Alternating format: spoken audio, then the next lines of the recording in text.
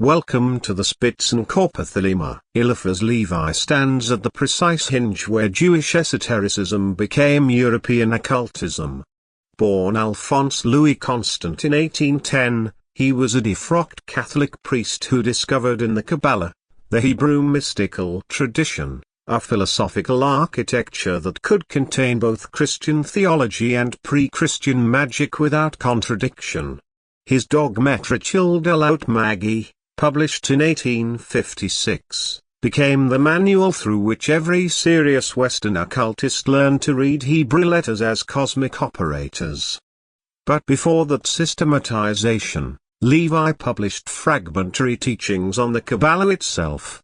What you encounter in Elements of the Kabbalah is not a translation of Leurianic or Zoharic texts, it is Levi's interpretation, his claim about what the Kabbalah actually is, what it was always meant to accomplish, and how it functions as a universal key. This matters because it established the template, not the Kabbalah as a Jewish theological instrument, but the Kabbalah as the grammar of Western magic itself.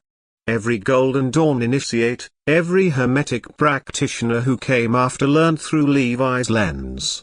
The text arrives at a moment when European occultism was fragmenting into competing schools. Swedenborgianism was claiming access to heaven. Mesmerism promised power over the will. Spiritualism promised commerce with the dead.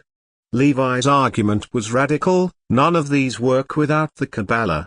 The Kabbalah is not a sect doctrine, not a Jewish curiosity, it is the method, the universal science of correspondences that ties together number, letter, sound, symbol, and will into a single operative system.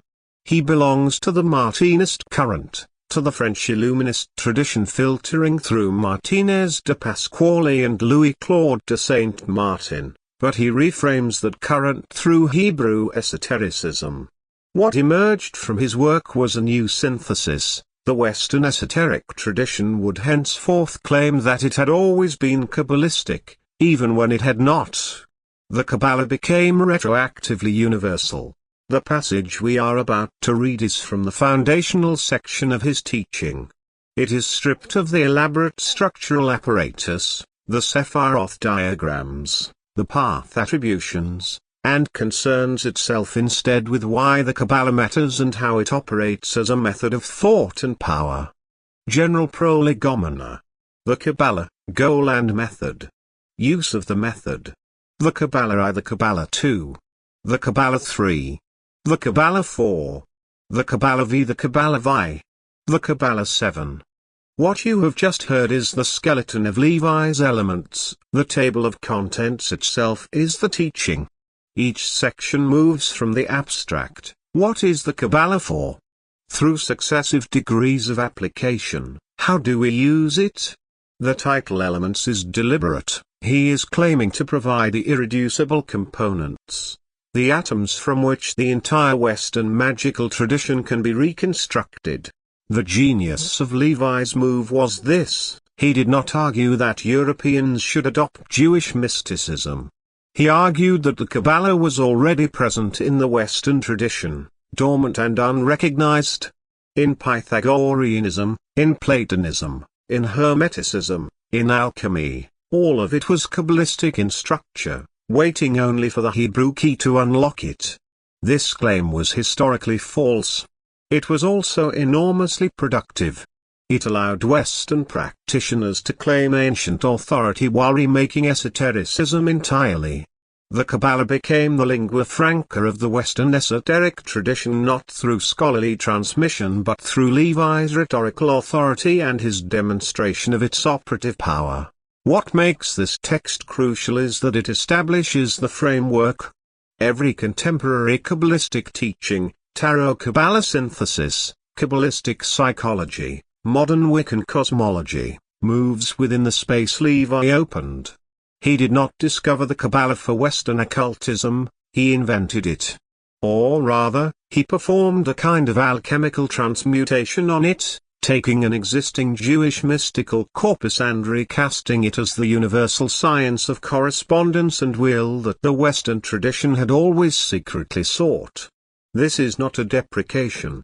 It is an observation about how traditions actually work. They do not transmit unchanged. They are continuously reforged by those who encounter them. The table of contents you have heard, moving from prolegomena through 7 successive approaches to the Kabbalah, encodes Levi's larger claim, that initiation into the Kabbalah is not a single transmission but a graduated series of methods, each revealing the system at a different depth. The same text, approached again, yields different knowledge. The same symbols, contemplated from different angles, unlock different chambers. This is not obscurantism. It is a claim about how cognition itself works when it encounters symbolic systems of sufficient density. Next, Arthur Edward Waite, The Hidden Church of the Holy Grail. The Spitzen-Körper Thelema. If this archive serves you, support it on Patreon. Link in the description.